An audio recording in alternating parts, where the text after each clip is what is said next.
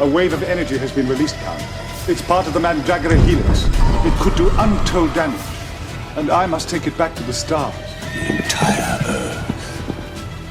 Why? Things are bad, aren't they? It's begun. Brethren, they're driving people from the town.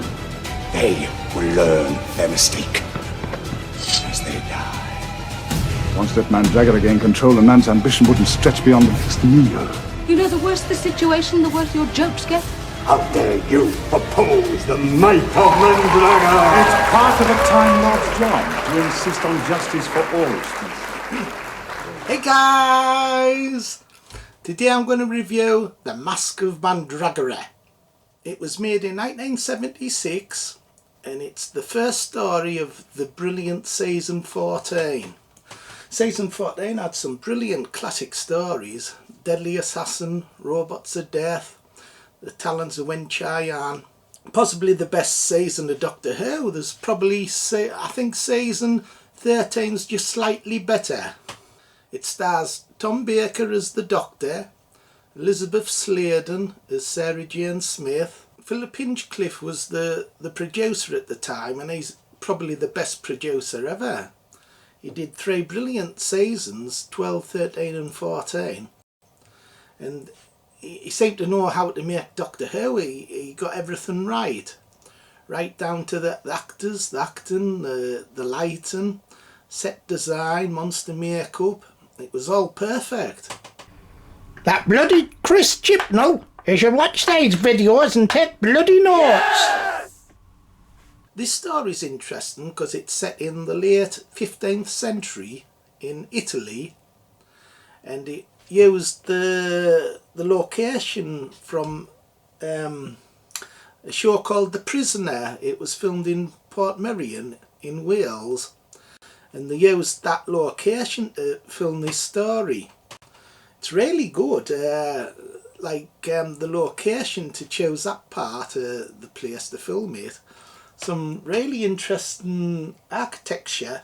Production wise, the story's top notch. I do have problems with it though that I'll get to later. The show also got high viewing figures as well. It got, episode 1 got 8.3 million, episode 2 got 9.8 million, episode 3 got 9.2 million, and the final episode got 10.6.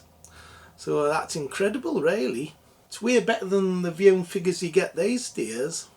The story starts off interesting. The Doctor sees this Mandragora helix energy, and as he's walking around outside investigating, it sneaks into his TARDIS, and as he lands in Italy, he doesn't know, but it snakes out behind him through the TARDIS doors. What it's trying to do is it takes over this high priest fella and changes him and gives him power, and it's trying to take over the world using him and his cult following. So that was interesting. Hey, that bugger with the beard, he looks soft as shit. With the story being set in the late 15th century, with it being made by the BBC, they could use nice costumes and stuff like that. They always do a good job with historical type of stories. So some nice costumes. They're well displayed when they do the mask, the dance. That's quite well done in episode 4, where you see them all dancing. And then they start to get attacked. It reminds us a little bit of Masque of the Red Death, that film starring Vincent Price, where they have a mask at the end of the film and they get attacked. Another good thing about the story, I like the incidental music of that era by Dudley Simpson. Like, it's not distracting, it's subtle music. It does give the stories like a creepy, subtle feel to them. It's really good, his music. Another thing about that era is that they did a lot of shadowy type of stories. So like when you see a monster, you don't have it brightly lit. It's always like kept in the shadows. That sort of disguises sometimes there's poor makeup or stuff. So it's clever that they do stuff like that, that they don't put monsters in bright rooms, because sometimes they look artificial. It's best keeping them in shadows. There's also some good incidental characters. Giuliano's good, and Marco, his friend. There's a lot of sort of Shakespearean stuff to it. I could see parts of Hamlet and Macbeth in the story. That's quite clever that they did that. Tom Baker and Elisabeth Sladen are excellent in this story. That's what makes the story for me. Tom's performance, he's always great. I like the scene when he's talking with Sarah and he's like doing jokes and things, like going rah with a mask on, and she's saying your jokes get more sillier when you're nervous, and he like agrees. It's good there, Tom.